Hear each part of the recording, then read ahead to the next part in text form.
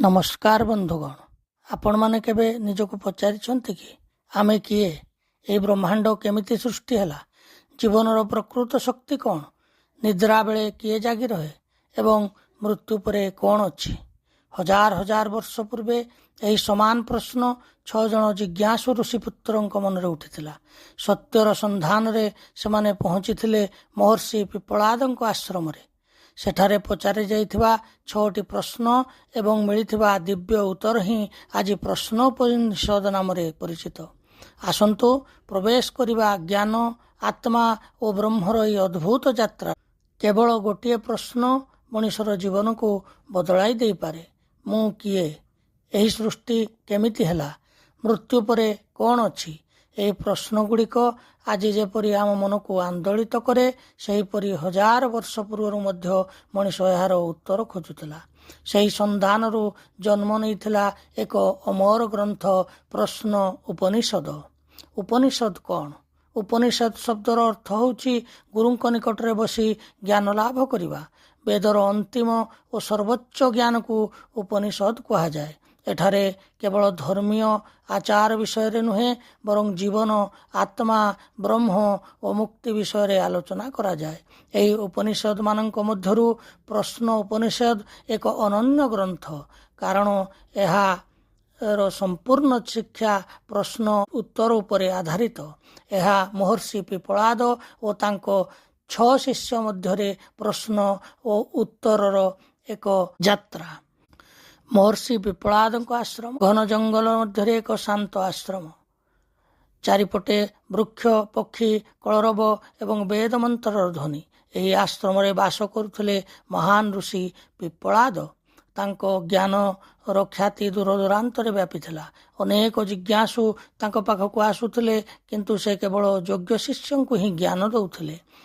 ଏକ ଦିନ 6 ଜଣ ଯୁବ ସାଧକ ଆଶ୍ରମରେ ପହଞ୍ଚିଲେ। ତାଙ୍କ ମନରେ ଥିଲା ଗଭୀର ଜିଜ୍ଞାସା। ସେମାନେ ହେଲେ କବନ୍ଧି କାତ୍ୟାୟନ, ଭାର୍ଗବ ବୈଦର୍ଭୀ, କୌଶଲ୍ୟ ଅଶ୍ୱାଳୟନ, ସୌନ୍ଦର୍ଯ୍ୟାଣୀ ଗାର୍ଗ୍ୟ, ସତ୍ୟକାମ ସବ୍ୟ ଓ ସୁକେଶ ଭରଦ୍ୱାଜ।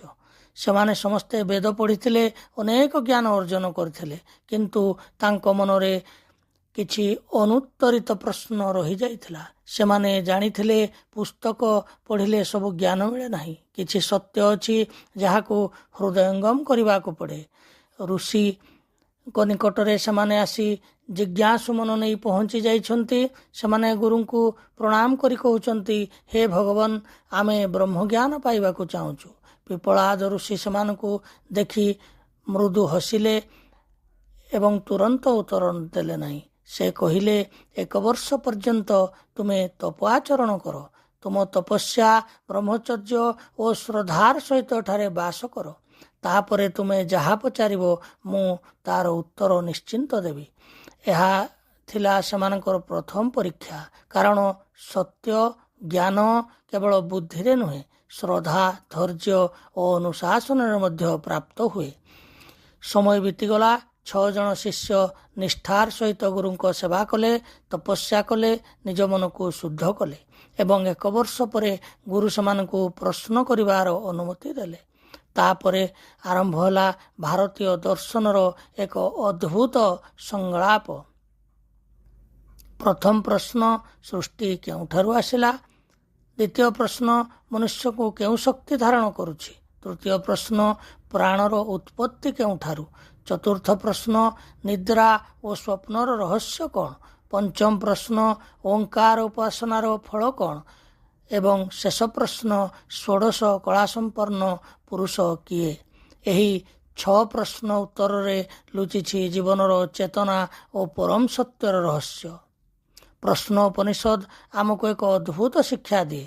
ଜ୍ଞାନର ଆରମ୍ଭ ଉତ୍ତରରୁ ନୁହେଁ, ପ୍ରଶ୍ନରୁ ହୁଏ। ଏହା ହିଁ ଭାରତୀୟ ଜ୍ଞାନ ପରମ୍ପରାର ମହାନ ସତ୍ୟ। ଯେଉଁ ମନ ପ୍ରଶ୍ନ କରେ, ସେହି ମନ ସତ୍ୟର ନିକଟକୁ ପହଞ୍ଚେ ଏବଂ ଯେଉଁ ମନ ସତ୍ୟକୁ ଜାଣେ, ସେହି ମନ ମୁକ୍ତ ହୋଇଯାଏ। ପରବର୍ତ୍ତୀ ଅଧ୍ୟାୟରେ ଆମେ ଜାଣିବା ସୃଷ୍ଟିର ରହସ୍ୟ, ଆମେ କେଉଁଠାରୁ ଆସିଛୁ। ଏହା ହେଉଛି କବନ୍ଧୀଙ୍କର ପ୍ରଥମ ପ୍ରଶ୍ନ ଏବଂ ମହର୍ଷି ପିପଳାଦଙ୍କର ଗଭୀର ଉତ୍ତର ସହ। ସେ ପର୍ଯ୍ୟନ୍ତ ଜିଜ୍ଞାସୁ ରହନ୍ତୁ, ଜ୍ଞାନର ପଥରେ ଆଗକୁ ବଢ଼ନ୍ତୁ। ଯଦି ଭିଡ଼ିଓଟି ଭଲ ଲାଗିଲା ତେବେ ଲାଇକ୍, କମେଣ୍ଟ, ସେୟାର ଓ ଚ୍ୟାନେଲଟିକୁ ସବସ୍କ୍ରାଇବ୍ କରିବାକୁ ଭୁଲିବେ ନାହିଁ। ଜୟ ଜଗନ୍ନାଥ।